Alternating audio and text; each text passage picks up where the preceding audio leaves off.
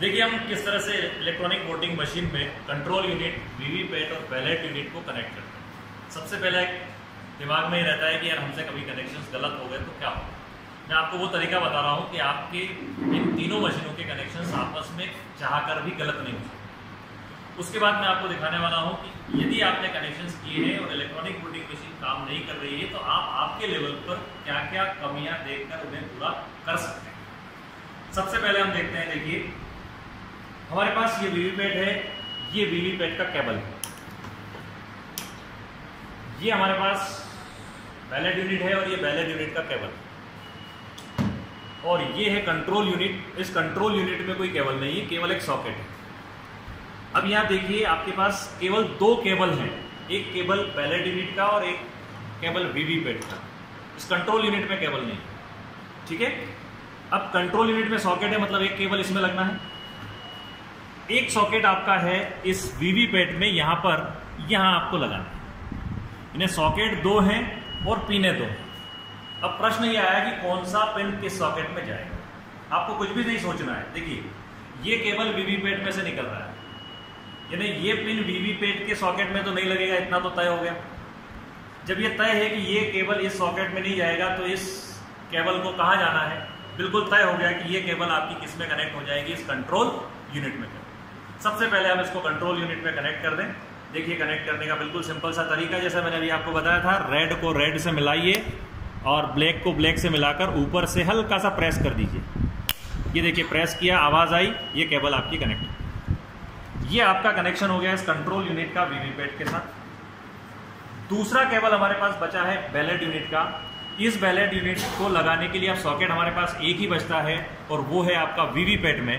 तो देखिए हम वीवीपैट में इसको कनेक्ट कर देंगे इस तरह से, ये रेड पोर्शन रेड की तरफ, ब्लैक की तरफ, और इसको प्रेस कर दें। ये आपका कनेक्शन प्रॉपर हो गया। अब ये किसी भी तरह से कनेक्शन में कोई मिस्टेक नहीं। तो यहां आप एश्योर हो जाइए कि आपसे इलेक्ट्रॉनिक वोटिंग मशीन के कनेक्शन उल्टे हो गए।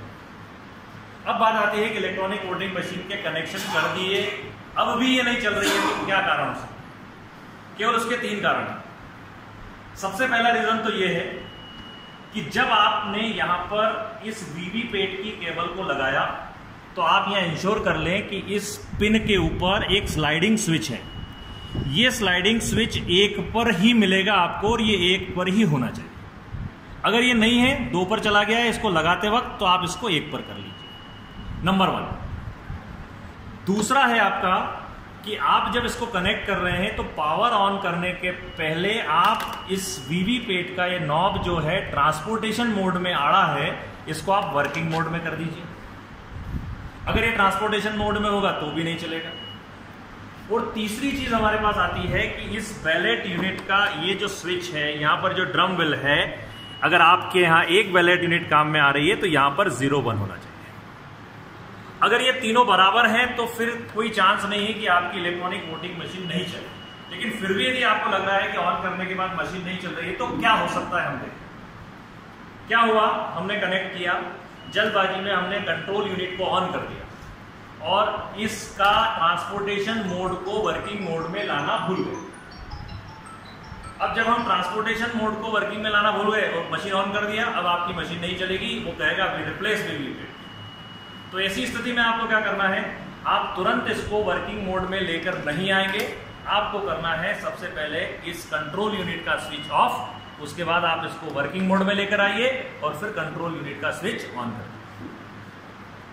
अगर इसको ऑफ करने के पहले ऑन पोजीशन में आपने इसको लिया तो ये वर्क नहीं करेगा। दूसरी चीज, अगर आपको बाद में याद आता है कि स्लाइडिंग स्विच 2 पर है तो आप इस मशीन को चालू कंडीशन में भी इसको 2 से 1 पर मत लाइए। आप पहले कंट्रोल यूनिट को बंद करिए, कंट्रोल यूनिट को बंद करके स्लाइडिंग स्विच को 2 से 1 पर ले आइए, आपकी मशीन ऑन हो। इसके अलावा और कोई कारण नहीं है कि आपकी ईवीएम वहां पर चालू नहीं।